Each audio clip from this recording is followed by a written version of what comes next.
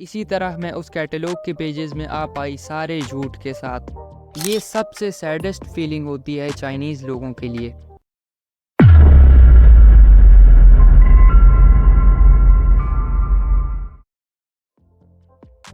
पिछली वीडियो की एंडिंग में हम लोग ने डिस्कस करा था कि जैक को वो लेटर कैसे मिला था, और अब इस वीडियो में हम डिस्कस करेंगे कि जैक उस लेटर को डाउनटाउन ले गया और उसने उस लेटर के साथ क्या किया और उस लेटर में ऐसा क्या लिखा था। तो वहीं से कंटिन्यू करते हैं आज। जैक उस लेटर को डाउनटाउन ले जाता है जहाँ पर चाइनीज़ टूरिस्ट बसेज आती जाती रहती थीं। वो हर एक टूरिस्ट से पूछने लगता है वहाँ पर जाकर कि कैन यू रीड चाइनीज़। फिर एक वुमेन मान जाती है जैक के उस लेटर को पढ़ने के लिए। वो दोनों एक बेंच पर बैठते हैं और उस लेटर को वो औरत पढ़ना शुरू करती है। बेटा, हमने बहुत टाइम से बात नहीं करी है। जब भी मैं तुम्हें छूने की भी कोशिश करती हूँ तब तुम गुस्सा हो जाते हो।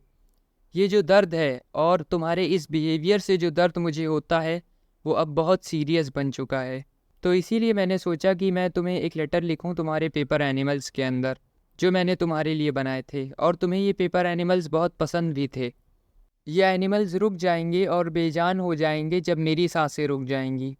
लेकिन अगर मैं अपने पूरे दिल से तुम्हें ये लेटर लिखूं जिसमें मैंने अपनी छोटी सी स्टोरी बताई है और अपने बारे में बताया है इस पेपर पर, इन दीज वर्ड्स, इन शब्दों के अंदर, तब अगर तुम मेरे बारे में सोचोगे किंग मिंग पर, जब स्पिरिट्स ऑफ डिपार्टेड, मतलब कि मरे हुए लोगों की आत्माओं को अलाउ करा जाता है अपनी फैमिलीज से मिलने के लिए, तब ये पेपर एनिमल्स फिर से ज़िंदा हो जाएंगे और ये क्रिएचर्स फिर से भाग दौड़ करने लगेंगे। ये छोटे छोटे क्रिएचर्स फिर से भाग दौड़ करने लगेंगे। तभी शायद तुम्हें ये वर्ड्स इस लेटर में पढ़ने को मिलेंगे, क्योंकि मुझे अपने पूरे दिल से ये लेटर लिखना है और मुझे अपनी दुख भरी कहानी बतानी है, इसलिए मैं ये लेटर चाइनीज़ में लिख रही हूँ। फिर आगे उसकी मदर लिखती हैं कि इतने दिनों तक मैंने तुम्हें अपनी कहानी नहीं बताई। जब तुम छोटे थे तब मैं सोचती थी कि तुम थोड़ा बड़े हो जाओ तब मैं तुम्हें अपने बारे में बताऊं, ताकि तुम समझ सको मेरी बात को। लेकिन वो मौका मिला ही नहीं कभी कि जिसमें मैं तुम्हें अपनी बात बता सकूं। अब यहाँ से जैक की मदर अपनी कहानी शुरू करती हैं। तो वो लिखती हैं आगे कि मेरा जन्म हुआ था 1957 में हेबी प्रोविंस के सिगुलू विलेज में। सिगुलू गांव में जैक की मदर का जन्म हुआ था। तुम्हारे ग्रैंड पेरेंट्स यानी कि नानी और नाना बहुत गरीब किसान परिवार से थे, जिनके थोड़े से ही रिलेटिव्स थे। मेरे जन्म के कुछ साल बाद the great famines struck China, मतलब चाइना में एक भयंकर और बहुत खतरनाक अकाल पड़ा। अकाल पड़ना मतलब सूखा पड़ गया चाइना में, और ज़रा सी भी बारिश नहीं हो रही थी। अब बारिश नहीं हो रही थी तो खेती भी नहीं हो पा रही थी, और खेती ना हो पाने की वजह से खाने की और अनाज की बहुत कमी हो गई थी। तो जब चाइना में अकाल पड़ा तो उसमें 30 मिलियन पीपल, मतलब कि 3 करोड़ लोगों की जान चली गई थी।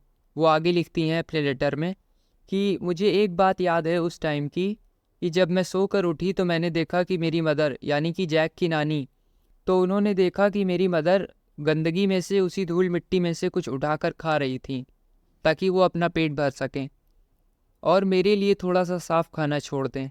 फिर कुछ टाइम के बाद चीज़ें बेहतर होने लगी। सिगुलू विलेज फेमस था अपनी ज़ेज़ी पेपर क्राफ्ट के लिए, और मेरी मदर ने मुझे पेपर एनिमल्स को बनाना सिखाया था और उनको कैसे ज़िंदा करना है ये भी बताया था। ये एक तरह का प्रैक्टिकल मैजिक था उस विलेज में। जब हम लोग छोटे थे तब हम पेपर बर्ड्स बनाते थे ताकि वो ग्रास हॉपर्स को खेत से दूर रखें, और हम पेपर टाइगर बनाते थे ताकि वो चूहों को भी दूर रख सके खेतों से।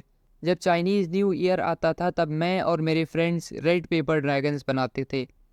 मैं कभी नहीं भूलूंगी उन नज़ारों को जब छोटे छोटे ड्रैगन्स आसमान में उड़ते रहते थे। तुम्हें वो नज़ारे और वो सब चीज़ें बहुत पसंद आती जैक। अगर तुम देखते उन सब चीज़ों को, तुम्हें वो चीज़ें बहुत पसंद आती। फिर चाइना में कल्चरल रेवोल्यूशन आया 1966 में, जिसमें एक पड़ोसी दूसरे पड़ोसी का दुश्मन बन गया और भाई भाई के बीच दुश्मनी हो गई। फिर किसी को याद आया कि मेरे मदर के भाई यानी कि मेरे मामा हांगकांग चले गए थे 1946 में। मतलब कि कल्चरल रेवोल्यूशन से 20 साल पहले वो हांगकांग चले गए थे और वहीं पर मर्चेंट बन गए थे। उस टाइम कल्चरल रेवोल्यूशन के टाइम हांगकांग में रिलेटिव होने का मतलब था कि हम लोग दुश्मन थे और जासूस थे चाइना के लोगों के। हम लोगों को वो लोग हर तरह से परेशान करते थे। तुम्हारी नानी उनसे इतना तंग आ गई थी कि उन्होंने कुएं में कूदकर अपनी जान दे दी। इतना अत्याचार होने लगा था कि उन्होंने सुसाइड कर लिया कुएं में कूदकर। फिर एक दिन कुछ लड़के आए हंटिंग मस्केट्स के साथ और तुम्हारे नाना को पकड़कर जंगल में ले गए, जिसके बाद वो कभी वापस नहीं आए। हंटिंग मस्केट्स वही लॉन्ग बैरल वाली गन को बोलते हैं जिसमें लंबी सी बैरल होती है और हंटिंग के लिए काम आती है वो। अब सिर्फ मैं एक 10 साल की अनाथ बच्ची थी जिसका कोई नहीं था मेरे अंकल के सिवा। जो कोई भी मेरा अब था इस दुनिया में वो मेरे अंकल ही थे जो हांगकांग में थे। मैंने एक दिन क्या किया कि मैं एक दिन छुपकर एकदम चुपके से एक फ्रेट ट्रेन पर चढ़ गई जो साउथ की तरफ जा रही थी। फ्रेट ट्रेन तो आप जानते ही होंगे, मालगाड़ी जो गुड्स लेकर जाती है, मालगाड़ी को फ्रेट ट्रेन बोलते हैं।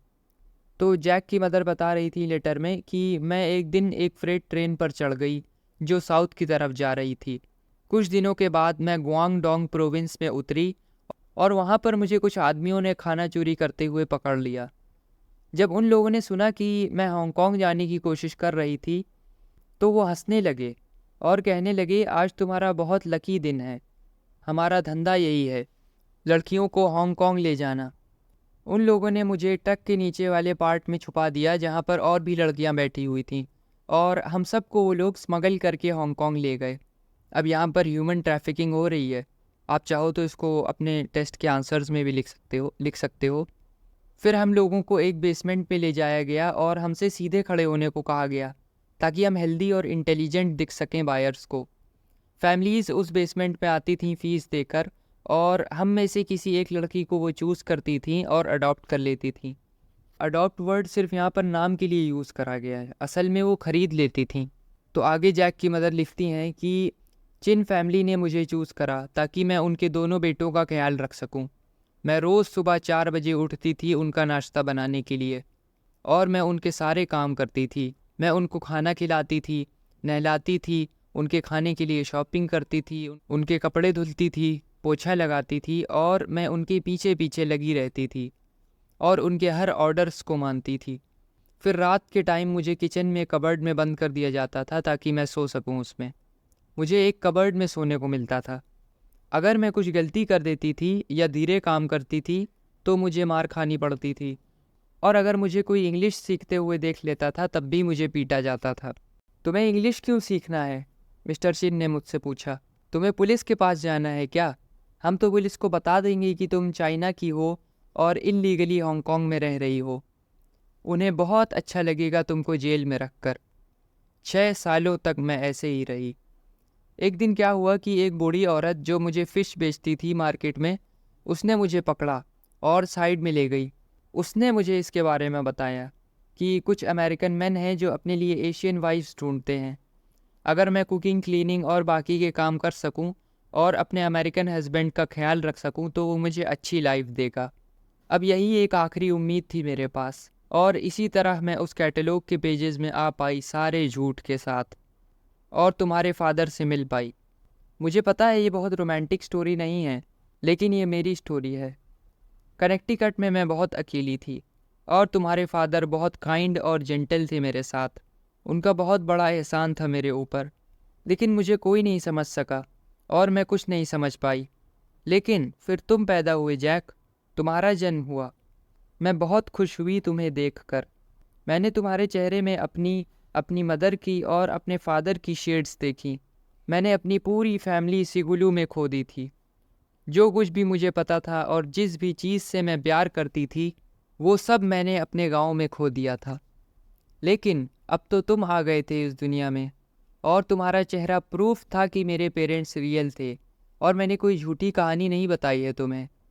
दूसरे स्टैंजा में वो कहती हैं, अब मेरे पास कोई तो था मुझसे बात करने के लिए।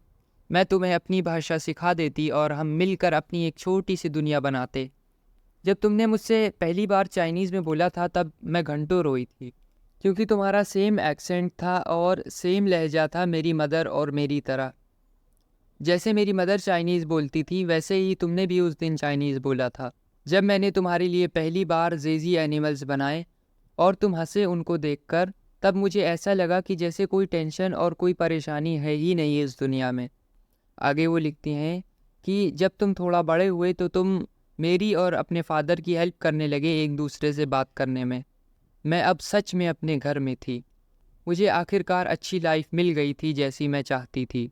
मैं सोचती थी कि अगर मेरे पेरेंट्स मेरे साथ होते तो मैं उनके लिए भी खाना पका पाती, उनका ख्याल रखती और उनको भी अच्छी लाइफ दे सकती। लेकिन मेरे पेरेंट्स मेरे साथ नहीं थे।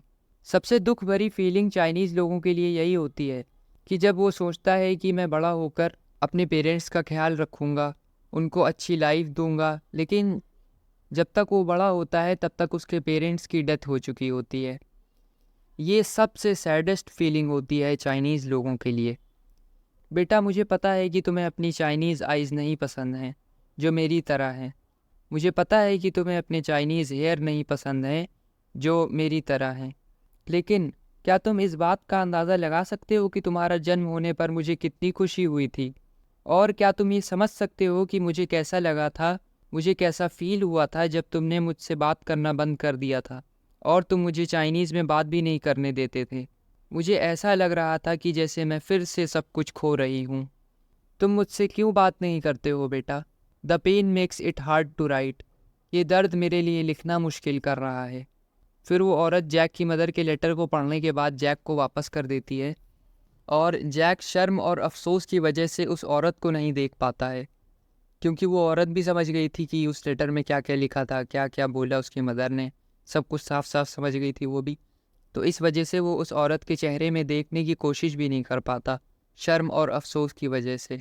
और बिना ऊपर देखे जैक उस वुमेन से पूछता है कि उस लेटर में आई कहाँ लिखा है। आई मतलब मैंने आपको बताया था कि चाइनीज़ में आई मतलब लव होता है, लव को आई बोलते हैं। और ये पूछने के बाद फिर वो उस लेटर में लिखे आई वर्ड के ऊपर ओवर राइट करने लगता है। बार बार वो अपना पेन उस वर्ड पर चलाने लगता है। वो वुमेन जैक के कंधे पर हाथ रखती है और जैक को उसकी मदर के साथ अकेला छोड़कर चली जाती है। फिर जैक उस लेटर की क्रीजेस को फॉलो करते हुए उसको दोबारा से लाहू में फोल्ड कर देता है।